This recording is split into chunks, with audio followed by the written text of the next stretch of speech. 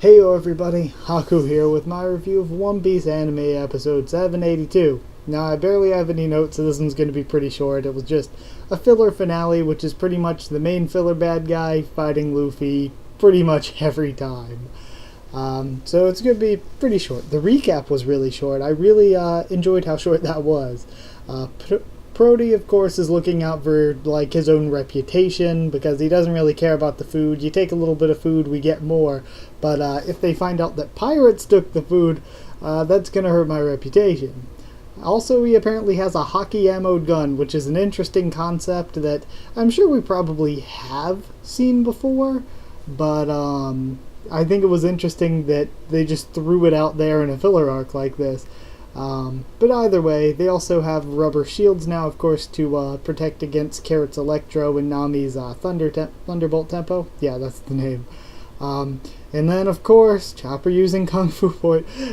Post-time skip Chopper to me is just, I hate to down on the character so much, especially Chopper's backstory is one of my favorites. Pre-time skip, he was one of my favorite Straw Hats, but post-time skip, he is just so boring. All Chopper ever does is use Kung Fu Point to fight background scrubs, and then maybe if they need him to one-shot an actual named character, he'll go into Monster Point, but that's it. He just Kung Fu Points all the time, and it has gotten so boring. I mean, even his post-time skip Horn Point to me, I think is his coolest looking form.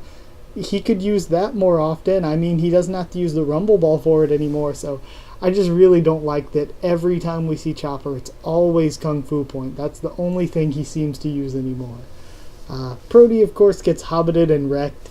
And if you guys hear me say hobbited relatively often, I started using that term like way back when I used to do RP and stuff for like when a character is like supposedly really strong. Like a Vice Admiral presumably would have to be relatively strong. There are definitely going to be weaker and stronger Vice Admirals, but you figure to get to that point, they're relatively strong. But for the sake of plot or whatever, they're just made out to be complete scrubs. So, yeah, he's completely hobbited and wrecked. He is nothing. We have a Kuzan and Grant flashback, which was a little bit disappointing to me for one reason.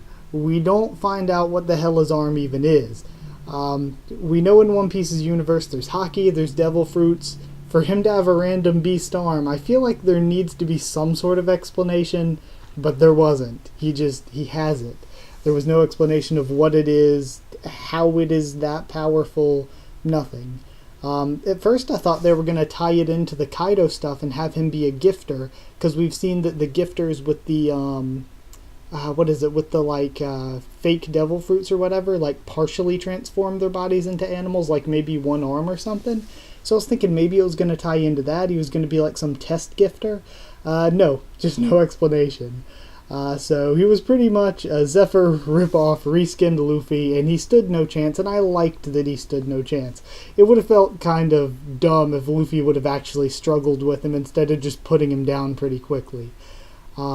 Yeah, that's my only disappointment. I thought it was enjoyable. My only disappointment is not finding out why on earth he has a giant gorilla arm that's super powerful for no reason. And then at the very end, they ate all the food already, and we're back to canon material next week.